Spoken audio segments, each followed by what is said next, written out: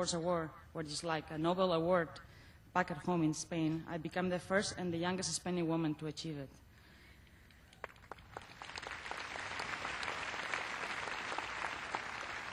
Tennis let me travel to so many places where I meet people of different cultures from many nations. That experience has shaped who I am as a woman. Tennis is unique. When we get to do that, we love and share it with so many people in so many places. It's just a gift and privilege. And those who I've met, they have shared it with me. I have made many friends over the years, and I know how lucky I am. It is important to share some of the good fortunes with the others. As a woman, I know the importance is for women to be able to compete and be strong, and that we are role models for the girls everywhere around the world.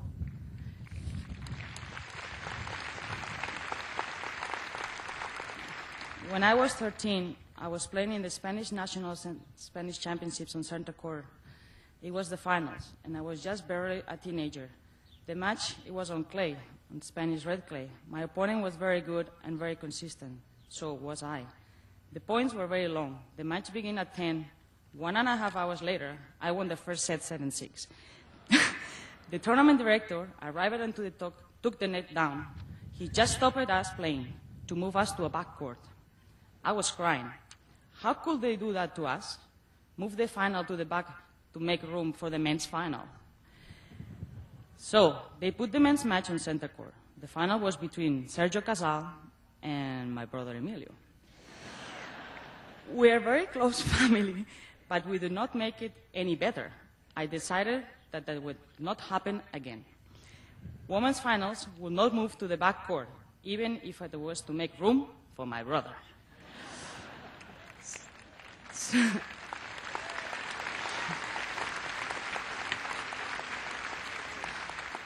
So I am most proud to be here on the center court tennis history, as the first Spanish woman to be inducted into the Hall of Fame in a year where there is a UCAL prize money at Roland Garros and Wimbledon for the first time. It is wonderful to have been a part of the sports that gives women the opportunity to achieve the recognition and respect that they deserve.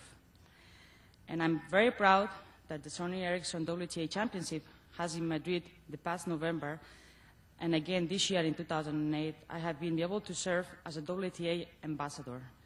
This year, I will also be able to run a new WTA tournament in Barcelona. How life changed. I am now a tournament director. I have a lot of respect for the tournament directors, and I am learning a different side of the sport. I cannot accept this award without honoring my family.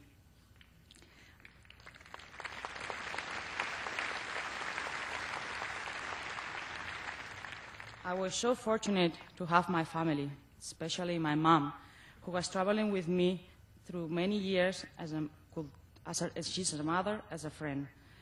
To be the youngest, some people think there are many things that are not so good, but I thought it was great. I was lucky to have my family, my parents, my sister Marisa, my brothers Javier and Emilio. They will all give me good advice, though sometimes it wasn't the same advice. But they all wanted the best for me, and I love them all for it. They always have been my main support system, and they always will.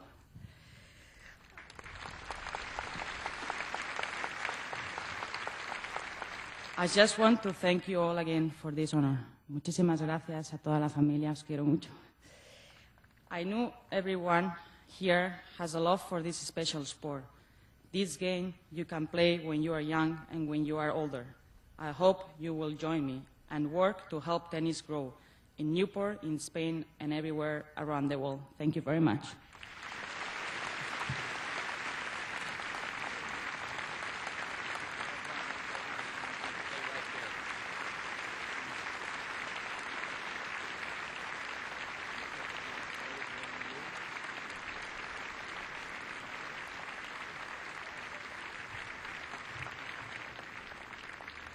Give you a blazer and the induction certificate. Ladies and gentlemen, Hall of Famer Arantxa Sanchez Vicario.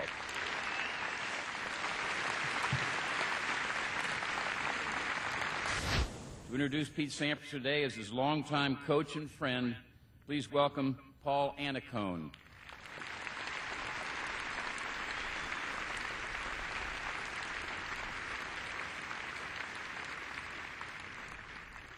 Thank you, Tony. It's a pleasure to be here. And as I pondered how I was going to do this for Pete, I was told that I had 3 minutes to introduce Pete and to summarize what he'd done. And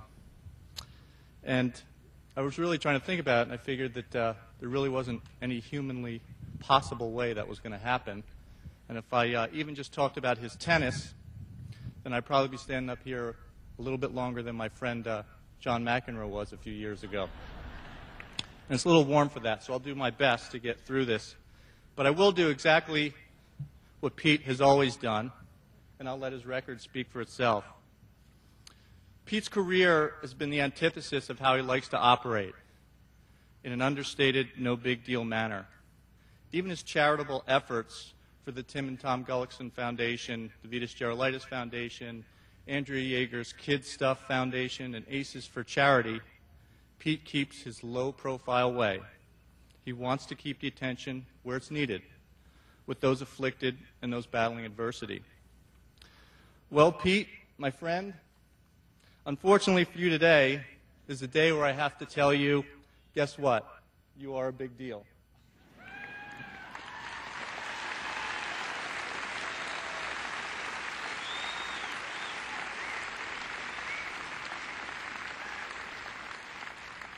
What you've done is monumental, but more importantly, the way you've done it is a lesson for every athlete, every teacher, every parent, every child, you name it. You've done it with class, you've done it with integrity, and most of all, you've done it with humility.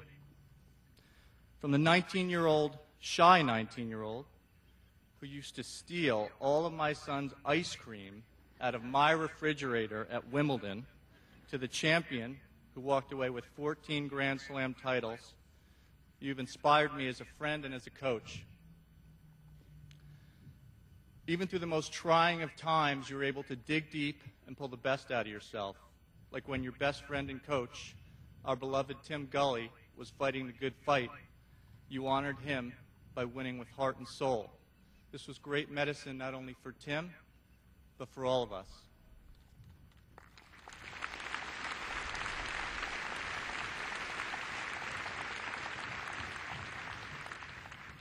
You've inspired me by breaking the men's all-time Grand Slam record by winning Wimbledon virtually on one leg when you couldn't practice or even warm up prior to your matches in 2000.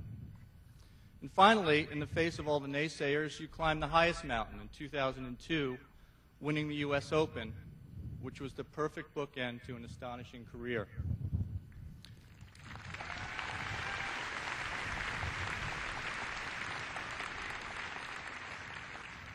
As I look back and think of that September day in 2002, I think you showed us all what a champion is capable of, and indeed, stop on your terms. I felt such a shame for many people who've never understood how Pete made such a difficult endeavor seem like a casual walk in the park. It is truly a gift.